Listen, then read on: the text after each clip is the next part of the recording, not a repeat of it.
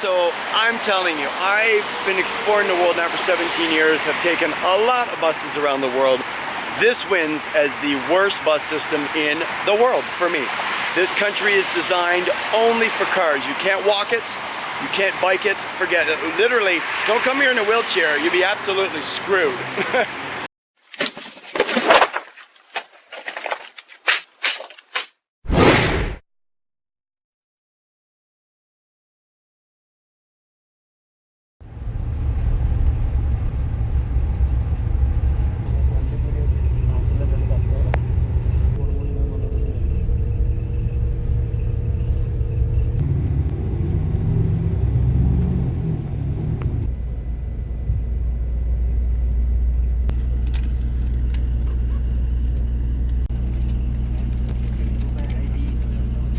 So yeah, the guy who just came on board is checking everyone to make sure that they paid their UAE exit fee.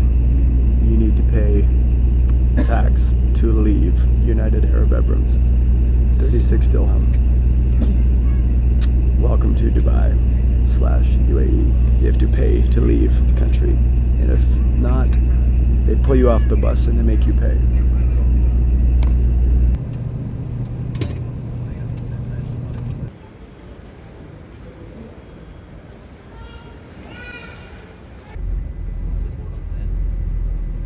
So the bus driver is absolutely hilarious. This guy is a hoot. He's yelling at everybody to tell us to get into one line, and then he tells us to get into two lines, but then we have to go back into one line and just make sure you have your bags. And then somebody forgot their bag on the bus, so he found who owned the bag, and it was a Chinese guy. So he's like, "Goddamn China!" He was yelling at the Chinese guy for forgetting his bag on the bus. And then he found some paperwork, a visa, and some COVID information for some Hanif guy from India, and he started calling out the name multiple times and nobody replied, and he got angry, so he ripped up all the paperwork. So if there's a Hanif on this bus, he just lost his visa and all of his COVID documents. Oh, everybody's laughing on the bus at this guy. He's pretty cool though. So we're in Oman and we're off to Muscat. Alright, it's time for our 20-minute break in the middle of Oman somewhere. I don't know where we are, but it's super busy, crazy market, time for some food.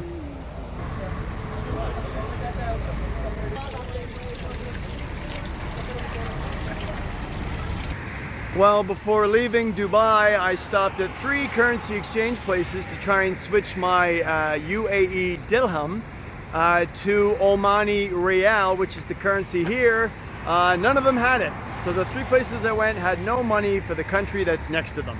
So now I'm here, I'm trying to find an exchange in this market area, but there is none. Even just an ATM, so withdraw some money, grab some food, but there is no ATM either. Oh!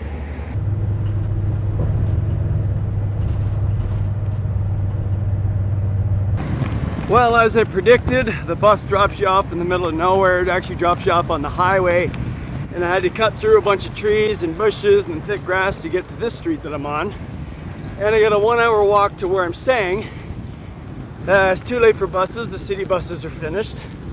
And even if I found a bus or waved down a taxi, I don't have any Omani and Rial money yet. So the area that I'm staying in is, well, full of construction, as you can see.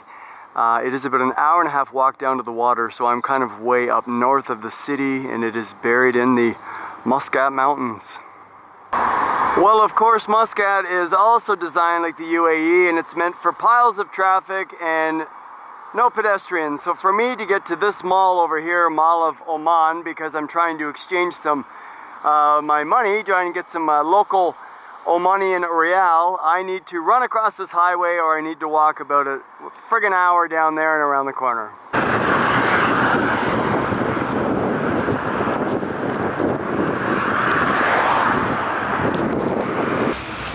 Oh my God, it's hot out. Oh. So as I do this 40-minute walk all the way around this ginormous mall to get into one pedestrian entrance, I'm reminded of years ago when I was in the Middle East for the first time, at how Lebanon and Egypt and Jordan in Palestine, these places were also designed around vehicles. I think the invention of the car, the invention of the vehicle, completely changed the Middle East. The rest of the world, we have trams, we have trains, we have bicycles, we have city buses, we have other means of transportation. But I think, from my experience in the Middle East thus far, vehicles is about the only way everybody gets around. Oh my God, I've been walking 30 minutes and I still haven't even found the door to this thing yet. See, this just confirms my point. The only way to get into this mall is to go through the parking garage. They expect you to come here in a vehicle, park your vehicle, and enter through that entrance. You cannot walk to this mall and enter this mall outside the parking garage. So here's how you exchange money in Muscat, Oman. I had 230 dirham from the UAE, and I received 23 Omanian rial here. So that's kind of how the exchange works. You just lose basically a zero. I had to show my passport. She had to write all the information on a form from my passport. Then she had to scan the passport and get a photocopy of it. I then had to sign 3 different pieces of paper. She then put my 100 and my 100 and my 20 in the machine multiple times to make sure that it was real. Then she had to scan it under this little laser gun, each bill, there was only 3 of them, but each bill, to see that that was correct. I was probably there for 15 minutes and I said, is this normal? Is this for everyone? She goes, yes. And then yes, I had to sign some stuff at the end. Then she gives me all this information back, had to sign a 4th piece of paper, and boom. The money I receive, it's only 23 rial, but the stack of money that you receive is quite interesting. Let me show you. All right, so there is my money, my Omani rial. Super beautiful, right? Now this is only 23 rial, which again is about 230 dirham. And let's break it down here. We've got our 10 rials, our double fives, our 1. And what I find interesting is it goes from large to small. 10 being the biggest, 5 being smaller, then the 1, then boom, 100. And it says Biasa, I think that says, not quite sure. So I don't know exactly what this is. I don't think they have coins in the country, so this is going to classify, I guess, as the coins. Then there's a half rial. So it goes 5, 10, 5, 1, 100, and half. So I'm gonna have to figure that out a little bit later. So there you go, there's my 23 rial, and it's time to go do some exploring. Well, to get to the mosque I want to go to, the best would have been to go left, but they have all of this fence and giant cement walls. So I had to go right, but I can't go right because of this giant cement wall. So now I'm just trying to go around and I'm walking through the middle of nothing. Oh man, this place, again, are not designed for people that walk. Well, just like the guy in front of me, I'm walking on a highway now because there are no sidewalks and I need to run across this highway to get on the other side. And of course, when you run across the street, they all honk at you and they yell out their windows. Because you're not supposed to walk in these countries, only drive an air-conditioned car.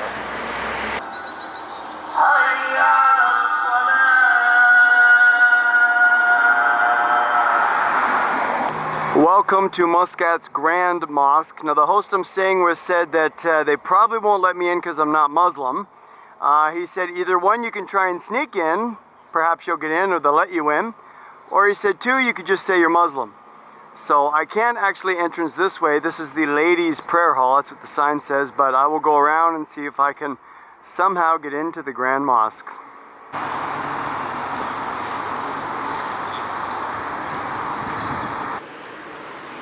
So the Grand Mosque is closed.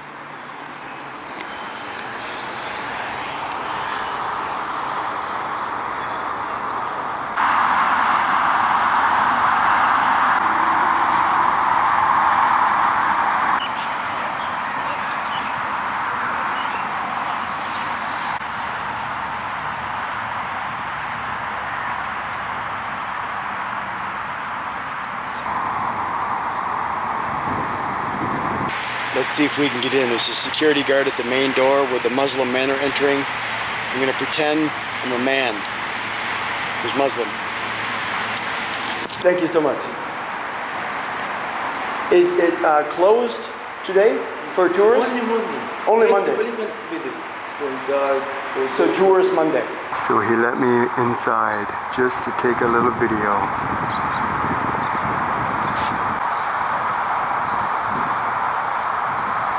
So the super nice security guard said it's open every day from only 8 until 11 in the morning. So possibly I will return.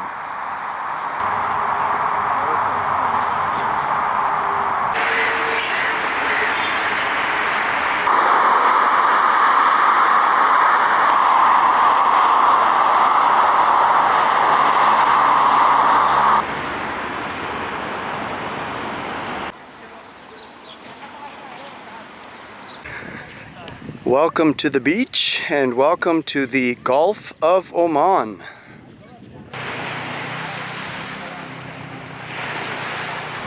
So here's an awesome story. I just spoke to this girl right here, this blonde lady just enjoying the sunset. And her boyfriend is inside this giant monster truck and they actually are from Germany. And they drove all the way here to Oman from Germany. And they've turned this truck into a, well, obviously a mobile home, kitchen, bedroom, everything inside. I peeked in the door, but didn't want to film it. It's none of my business. So yeah, just goes to show you that if you really want to do it, just do it. So for those following the channel, I did a 1-year road trip, about 7 months in Canada, about 5 months across America before storing the van in California, and then I flew to Ukraine to assist volunteer with the war. So I did the 1-year van life thing, so I kind of know what they're doing. Obviously they've got a much bigger van than me, but a lot of people, they want that fancy sports car, but you can't sleep in the sports car, and they want that nice house, but the house doesn't move. So I think through the generations people will realize that having a home on wheels is a pretty awesome way to live your life. It's not for everyone, but believe me, it's pretty cool. You gotta try it.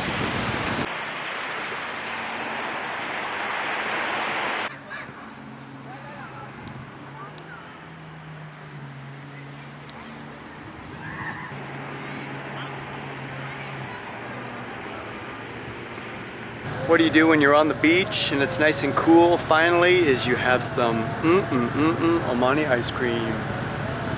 Check out this guy's food truck. Now he's got quite the menu. I'll zoom in so you can see here. We've got some deer meat burger, camel meat burger, Mexicano spicy burger, a pomegranate burger. A little bit further down here we've got some, where is it there, fingers, hot dog. Some pretty cool stuff. Super friendly guy was waving at me when I walked by. Now that's a food truck.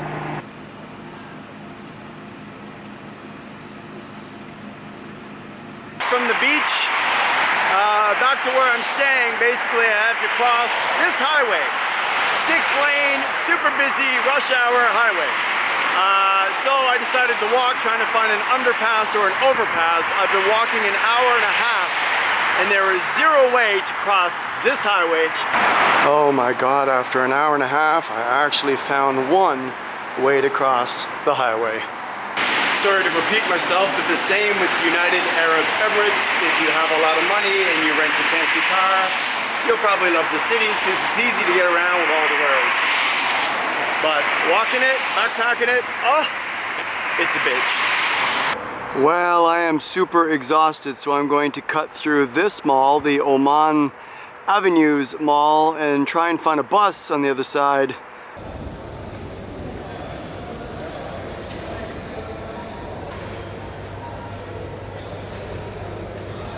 I just walked down this huge strip of the mall, and it's all jewelry stores, probably 60 jewelry stores, diamonds and gold and jewelry, everything. And then there's an area, a hallway called Silk Road, and it's all silk stuff, everything. 20 or 30 stores full of silk. I don't know what it is with these countries, but they just want to shop and shop and shop and show off as much bling and fashion and stuff as possible with fancy cars and jewelry. And Jesus, I thought North America was bad. Oh, I wonder if there's a Walmart here.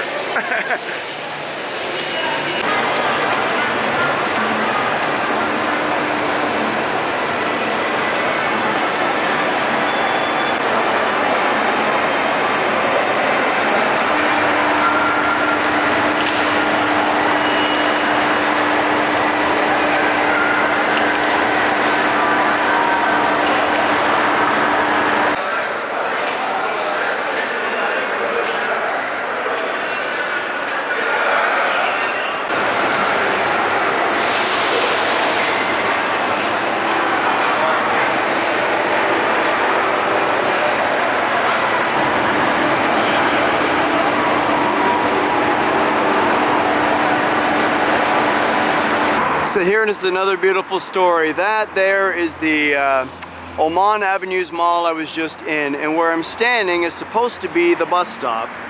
But as you can see, it's full of all of these taxi guys. They've actually knocked out the sign. That's supposed to be the bus sign. They've knocked out the schedule. It's full of taxis. They're all honking and screaming at each other. So they don't have a bus system here at all. I don't know if a bus is coming or not coming or whatever, and the only way for me to get over here was to basically run across this 6-lane highway. There is actually no crosswalk. Way down there, there's people running all over the streets. Well, after waiting for 20 minutes for a bus that may or may not even come because there's no schedule, I'm just gonna walk the 45 minutes home. Probably take me just as long to wait. And then where the bus is supposed to drop me off is actually at the Mall of Oman, which is on the other side of the 6-lane highway. I'll probably have to take 30 minutes to freaking get over the damn road. Might even take longer to get home taking the bus because of the horrible design for pedestrians. Good morning. Good afternoon, I should say. Yes, I am walking on another highway, and I'm actually heading to the Embassy of Yemen to see, well, if I can get in and what I need, because apparently the people talking to me here are saying I won't be able to get in. Abu Dhabi Embassy said no problem, but here they say no, so who knows. So locals here in Oman are telling me no problem, you'll be able to go to Yemen without an issue. But some foreigners slash tourists that I met said you won't be able to get in. One, because they're not allowing any tourist entries because of the war, but two, because Ramadan is coming up next week. So foreigners say no, locals say yes. Let's see what the Embassy of Yemen has to say when I get there. I was debating taking the number 12 bus that runs north and south to the Avenue Mall, which you see here on the right, and then jumping on the number 1 bus and heading towards the embassy area. But I decided, you know what, I don't know if the number 12 bus even exists. I haven't seen it yet. So I decided to walk the 45 minutes to bus number 1. Well, then this big huge bus goes flying around the corner full of people, and it's a number 9. Which, if you use Google Maps and you use Maps Me and you look at all the bus signs, there is no number 9. It doesn't exist. So I don't know if there is a 12. I don't know if they turned the 12 into a 9. I really have no idea. So I'm hoping there's a number 1 where I'm heading now. So after running across 2 or 3 streets, jumping over 2 cement walls, getting honked at 100 times, I made it to the bus, and let's see if number 1 is actually going to show up. Well, that's not very safe. You don't have on your work boots.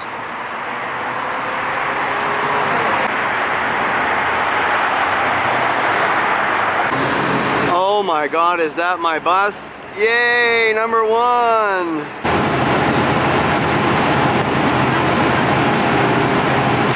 So I gotta be honest with you, I've never taken a city bus one stop. I thought there would be more stops. So the good thing is I just saved the 1-hour walk, which I normally would walk, but the embassy again closes early, so I do have to get there. And a 1-hour walk here could end up being a 2-hour walk if you're jumping over highways and cement walls and whatever. So I decided to take the bus to make sure I had a little extra time at the Embassy of Yemen.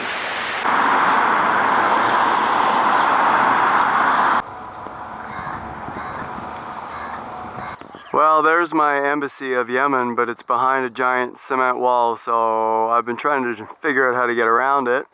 I might have to jump over it. I'm on the back side of it. So on my map, there is like one road that comes in where everybody parks their cars, and then you got to kind of walk around on this little path that you can see I'm on here. And all the embassies are kind of scattered around, but they're all surrounded by cement walls, so you got to kind of find the front door.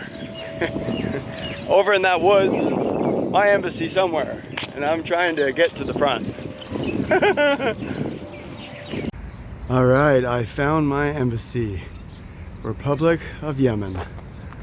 Let's go get my information.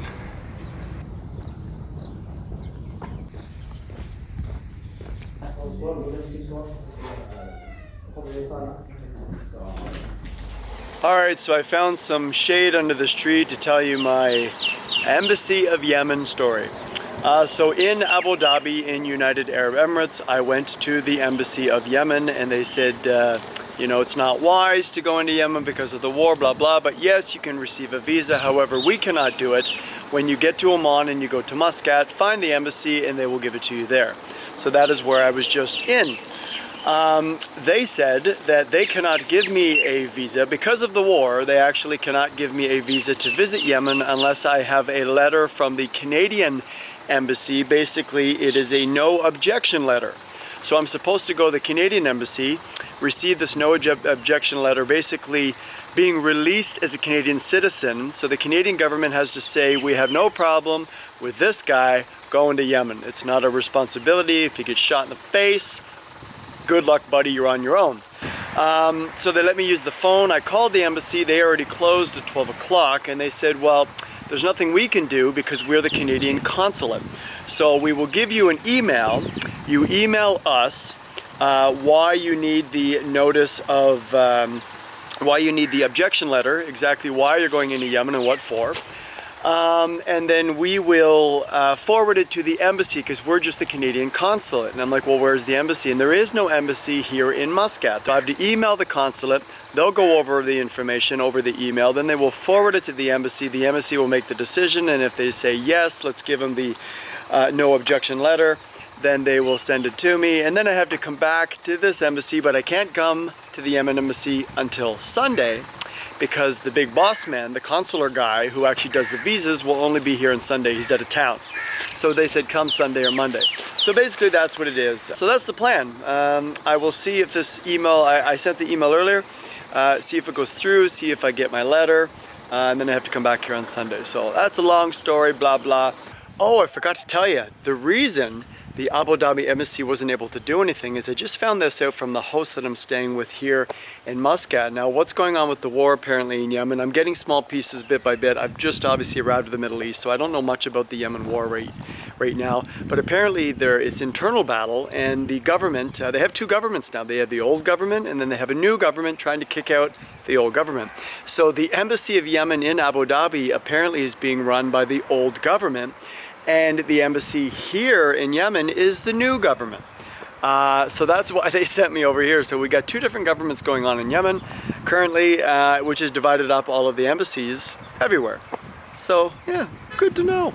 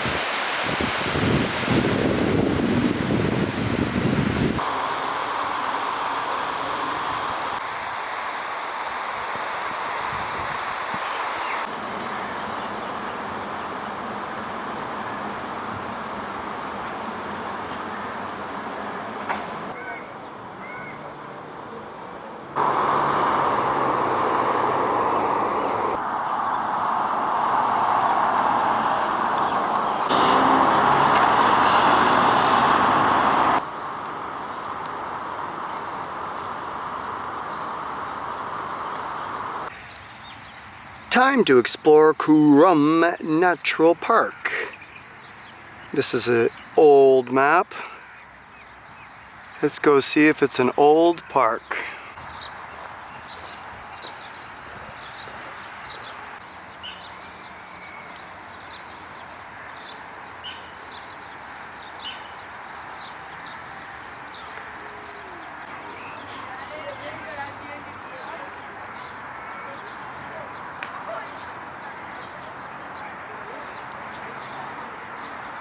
So I decided to stop for a little bit of ice cream right here, and the guy behind me that you can see ordering actually bought my pistachio ice cream. Didn't say a word to me. He just gave a bunch of money for his ice cream, and then he pointed at me when he walked away, and I didn't know what that was. And then boom, I got free ice cream. So I took my money and bought some chicken for the cat. Super nice people here in Oman, I will say that.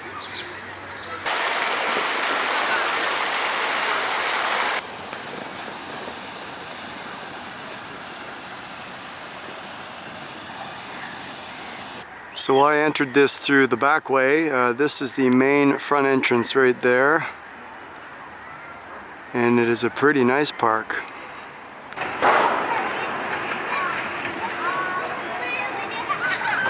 Alright, so I'm just randomly walking down the street and I see this giant building. It says Fun Zone. And lots of people going in and out. So I'm like, you know what? I'm gonna check this out.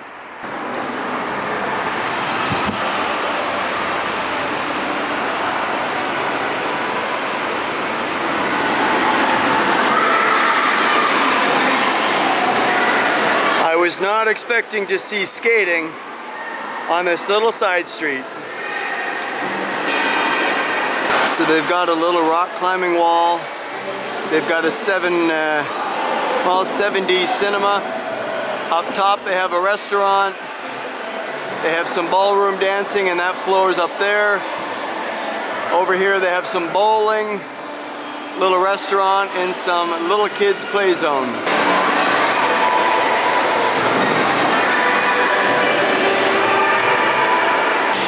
Super cool place. Now back outside in the heat. It's so sticky. Ugh.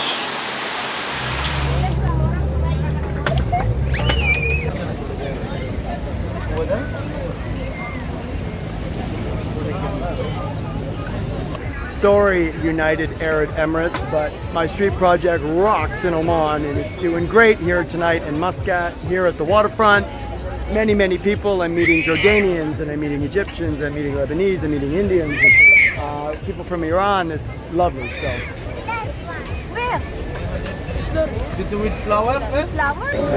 So I figured I'd show you a panorama of basically where I'm doing my street project.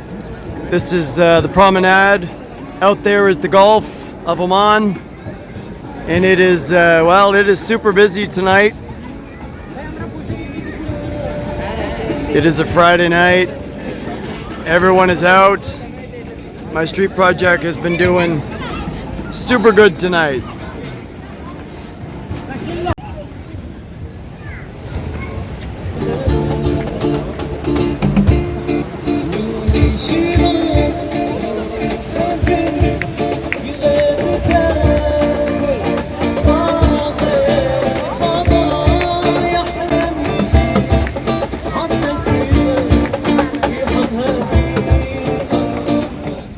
Alright, so I decided to stop off at a McDonald's to grab myself a little cheeseburger and get a little bit of air conditioning.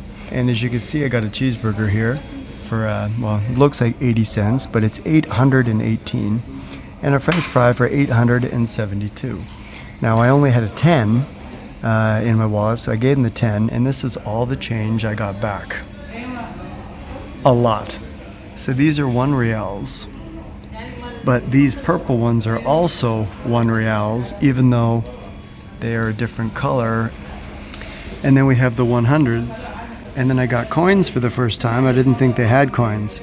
But what I've now realized is that the half real is actually bigger than the 100. So it goes 10, and it goes 5, and then it goes 1, which is also these ones. And then 2 halves together equals 1. And then it goes down to the hundreds. So you need 10 of these hundreds to get 1 of these, or you need 2 of the halves to get 1 of these. So the half is bigger again than the 100. The coins I don't think you'll ever use at all. So there you go. Welcome to McDonald's and welcome to the most confusing money I have ever seen. So here is something very interesting I learned about Oman. As you can see behind me, the construction out the window of where I'm staying here, it is Sunday, and these guys are all working. So basically this is how it works here in Oman. It's a 1-day weekend for regular jobs, and it's not Saturday or Sunday, it's actually Friday. So Thursday night here in Oman would be our Friday back in North America. So Friday is our Saturday. They get off on Friday. So downtown along the waterfront, Friday, all day and all evening was packed. Saturday, if you're a government worker, you get Saturday off. You get a 2-day weekend, Friday, Saturday. If you work any other regular job, you actually have to work on Saturday. And Sunday, today, is a regular day, kind of like a Monday for us. So most of the country gets a 1-day weekend, Friday. and government workers get Friday, Saturday. Everyone goes to work on a Sunday.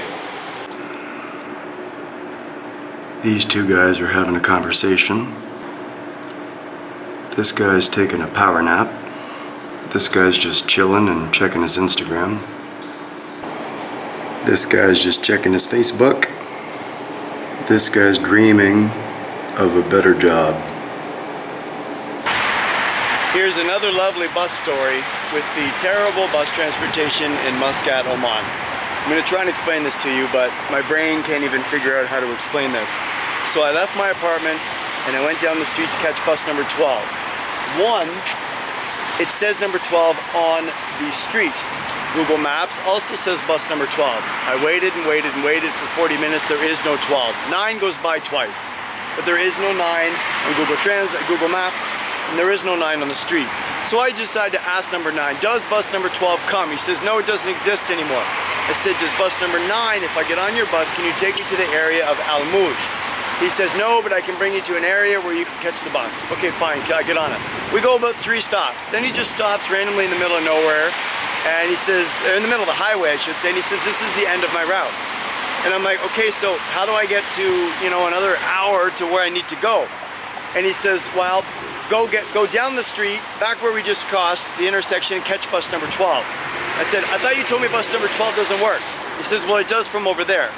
Okay, but Google Maps doesn't say that. So I walked down to where he told me, which is here, and it says there's only bus number 1, no 12. So another bus number 9 drove by, which is not here and also not on Google Maps. So when bus 1 pulled up, which does come here, I asked him, how do I get to this area? He says, get on bus number 8. But there is no bus number 8 here, and there is no bus number 8 on Google Maps. So there's actually a display, let me show you here. I don't know if you're gonna see it in the dark, there's a route display that actually says 1, 2, 3, 4, 5, 6, 7, but it does not say 8, it does not say 9, so it doesn't actually exist on the bus route map as well. I'm waiting at bus number 1 stop to catch bus number 8 that doesn't exist on Google Maps or even on this map here, to go to an area that I don't even know if it's gonna bring me to.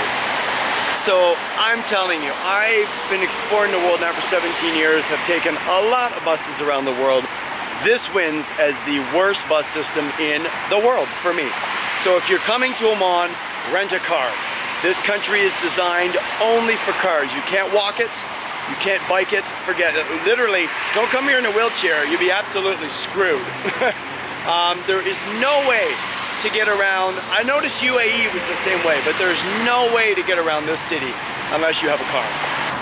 Oh my God, there's a bus that just went by that has an A1 on it. It's not 1, it's A1, which doesn't exist on Google Maps, and it doesn't exist here on this sign.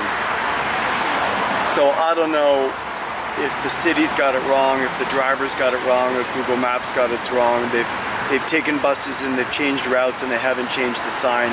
So apparently where I'm waiting, an A1 went by, so the sign says number 1, and bus number 8's supposed to come here. 9 dropped me off, and A1 just drove by. So it looks like so far there's 4 buses that come to a stop that is supposed to only have 1, but on Google Maps, the bus number 1 doesn't come here.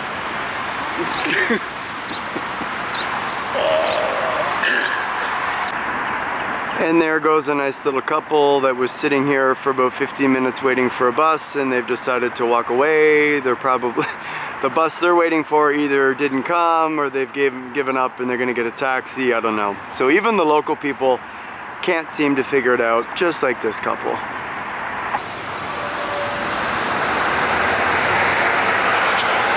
Bus number 12, oh dear Lord. Well, a small bus went by, not the regular city bus like all the other ones, kind of a medium-sized school bus thingy with the number 12 on it, but he was on the far lane. Oh, what's coming? Let's go. Oh, we have another, is this a bus number 9, which doesn't exist, or is this my number 8? Oh, it's my number 8, woo!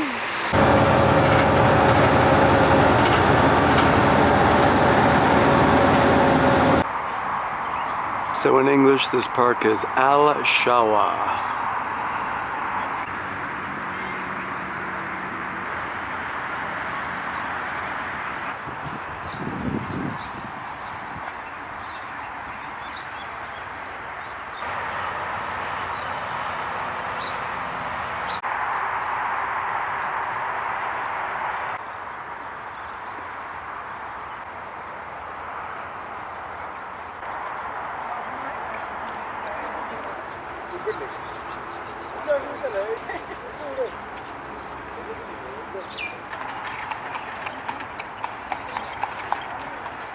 This is a very nice gardens.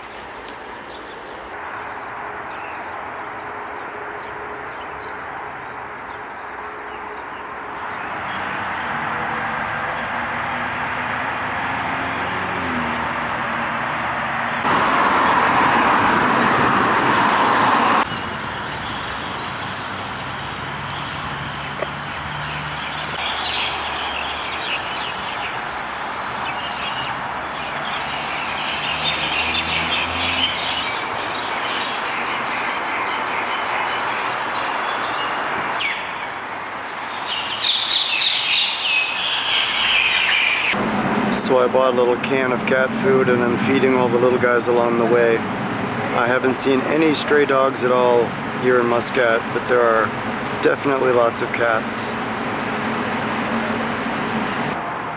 Welcome to Muscat's Al Mouj district. So several people were telling me, you have to go to Al Mouj, you have to go see the Al Mouj district. Well, here I am. Let's check it out.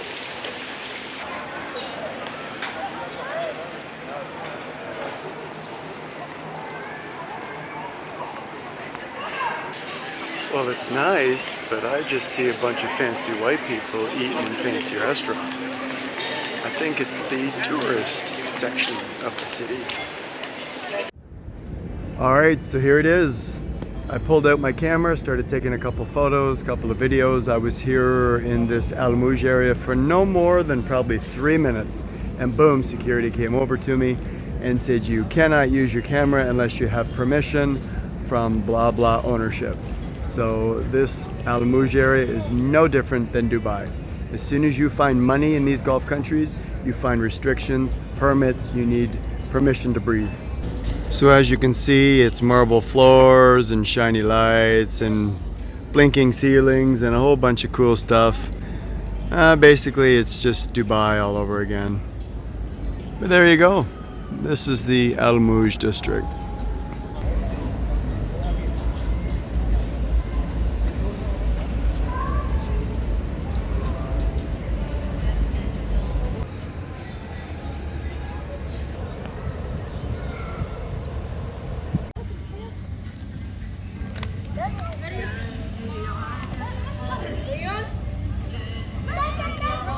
So I apologize for being negative, and I don't mean to be bashing Abu Dhabi and bashing Dubai and bashing Muscat, but for me, the nicest people I've met around the world come from the poorest countries, are in the poorest countries, or are in these countries trying to make some money, but they came from a poor country.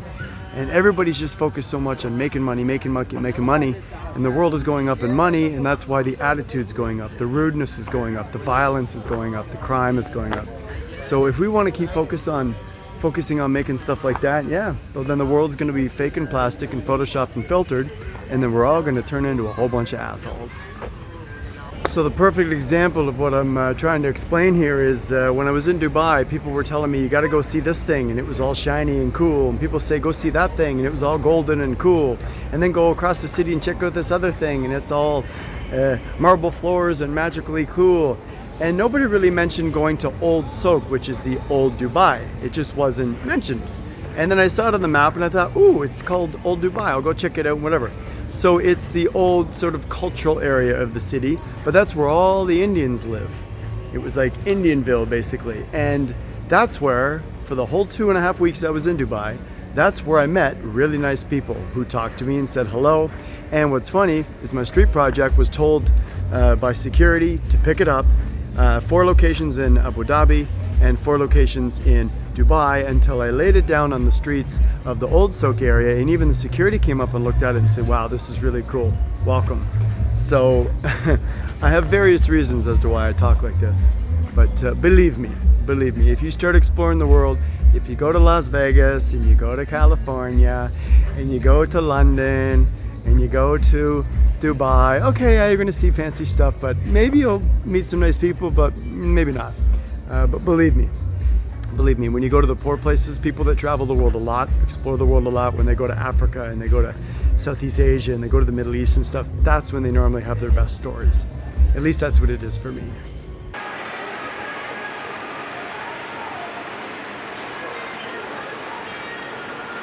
Well, if you're the typical tourist, you will fly to Muscat. You'll probably take the shuttle bus to this area, which is very close to the airport.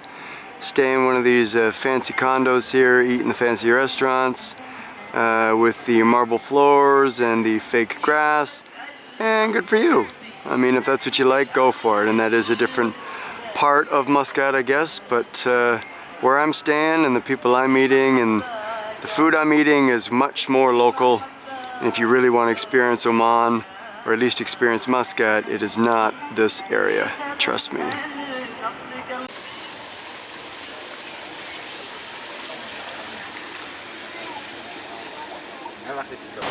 Thank you very much, white people, for visiting Al Mouj and leaving all of your money behind.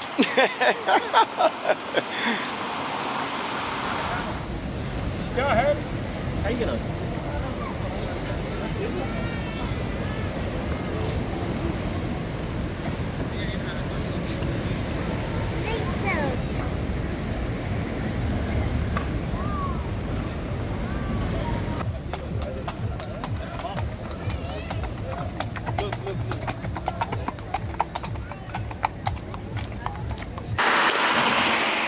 So this is my second time in the Middle East. However, it is my first time in the Middle East during Ramadan.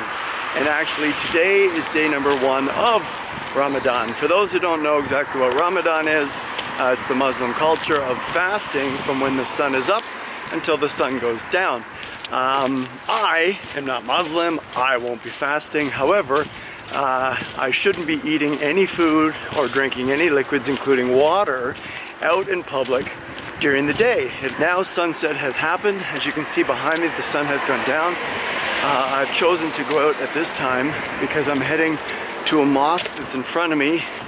In my opinion, it's the most beautiful mosque here in Muscat. It's the Al Amin Mosque. During the day, it looks fantastic sitting on the hill, but at night, even better with the blue lights.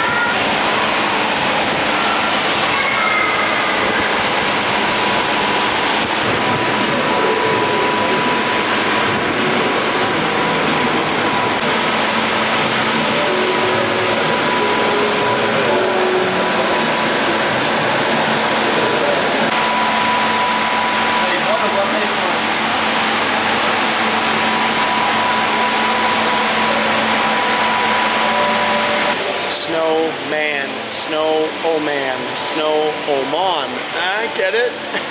So clever.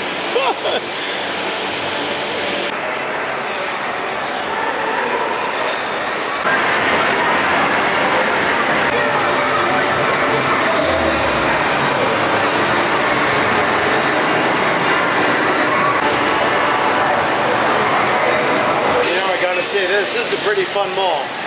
Everybody talks about, you know, the Dubai Mall, but there's something kind of cool about this one, the Mall of Oman.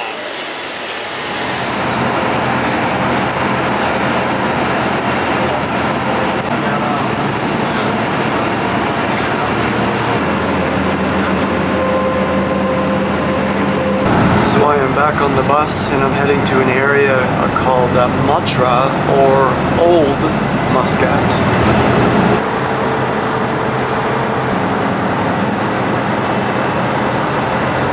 Welcome to Old Muscat, and we're going to start things off with the fishing harbor here, the fishing port, and work our way all the way through. Let's stop in and see the Matra market for fish, fruits, and vegetables, where they sell meat, and they sell, well, some more meat, and this guy is selling meat as well, and what? Oh, you're selling meat, okay.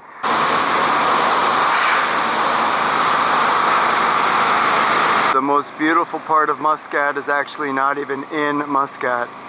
It's the surrounding areas outside the city. And this Old Muscat looks super beautiful.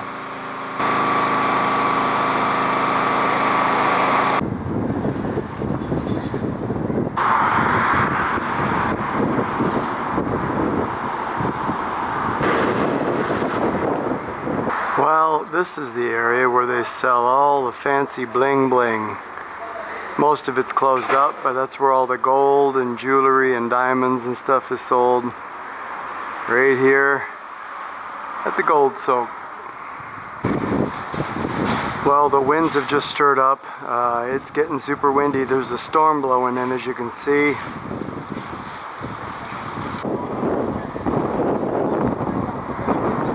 So behind me is the Matra Soak Marketplace. Let the harassment begin.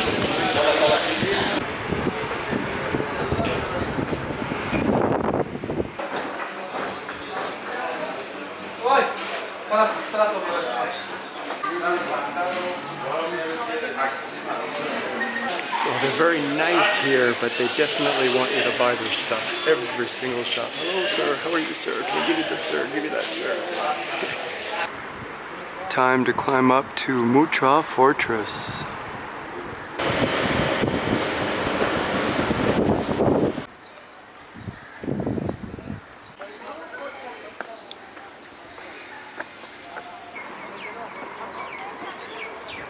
There we are.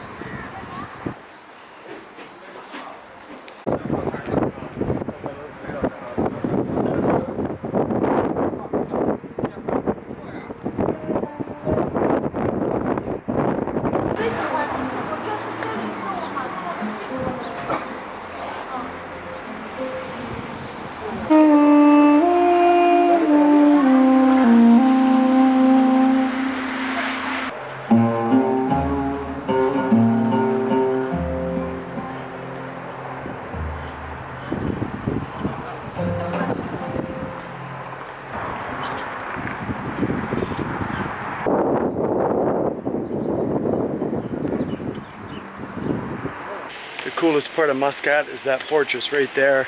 The view, spectacular. The fortress itself, super cool. The music, really cool place.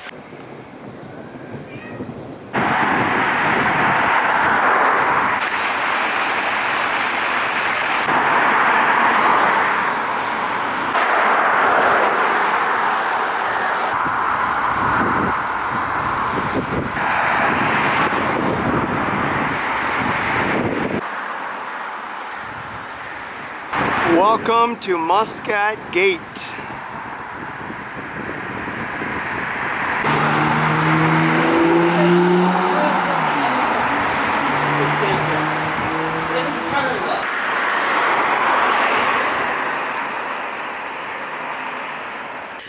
Okay, so it's almost sunset, and I gotta say this, it's quiet, there's less cars, there's no tourists at this time. All the locals are just sitting on the front step quietly. This is absolutely amazing. So no offense to the new modern Muscat with your giant malls and your overload of traffic.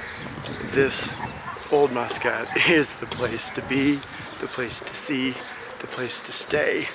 And honestly, if I lived here, the place to live.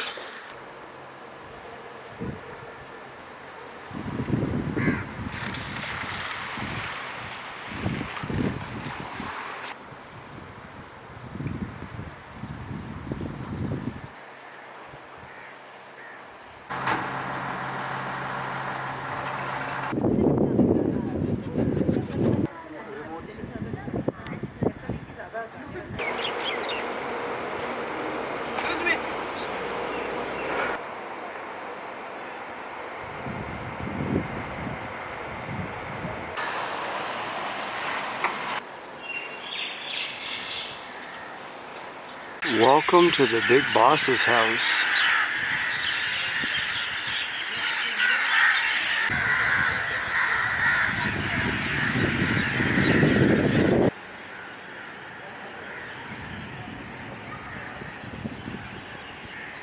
Okay, there's a huge storm blowing in. The lightning is shooting like crazy. The rain's coming down. Oh my God. I was not expecting this tonight.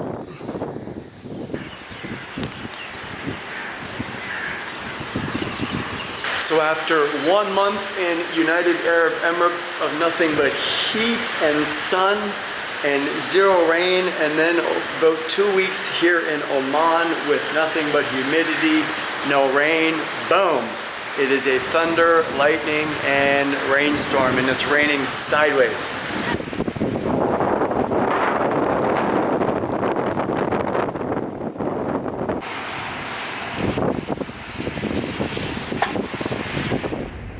Welcome to the largest mall in Muscat during Ramadan. There is maybe a tiny handful of people in this entire mall.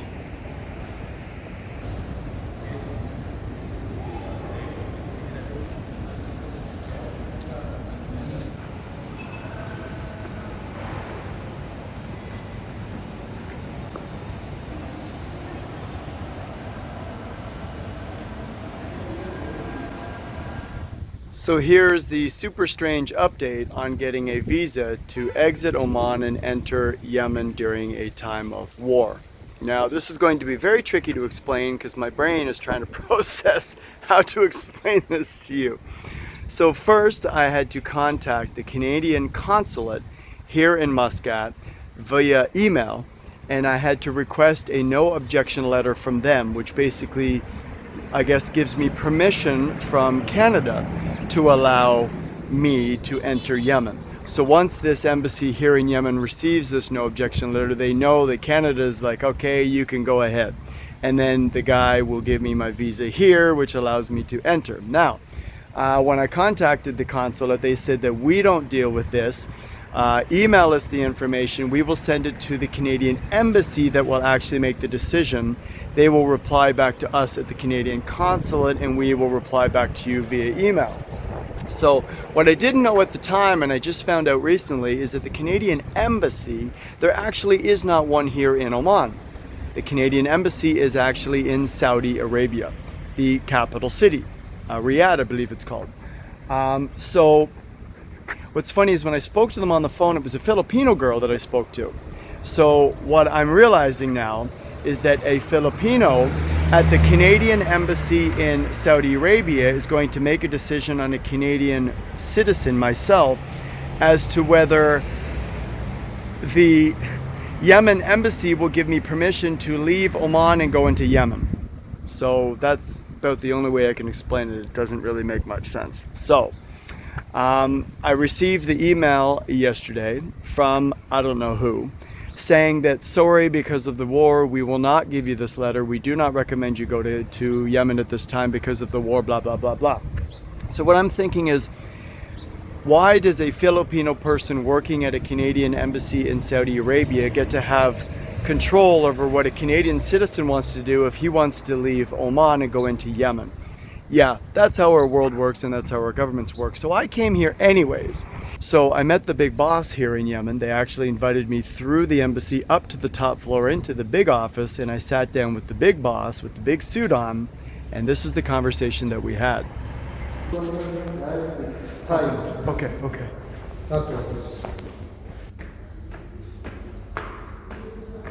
I'm inside the embassy, and they told me to walk through and find an office room. I don't know where I'm going. Here? Yeah. This one? Because I just thought if I could get the visa from you, then when I get to Salalah, I'm definitely going to research. I'm going to speak to people. I'm going to see, is there buses or is there a way to go in? Can I go with a group? Can I go with a family? There is no way. And if there's no way, I'm not going to go. If I don't feel comfortable, I don't feel safe. There is no way. Then I wasn't going to go. just going in alone with really no direction, I wouldn't do that. It's not smart. There is no way from me. There is no way. So I mean, all visas are paused right now because of the war. All visas are on hold. Yes. So you're suggesting go to Salalah and go to the border, speak to...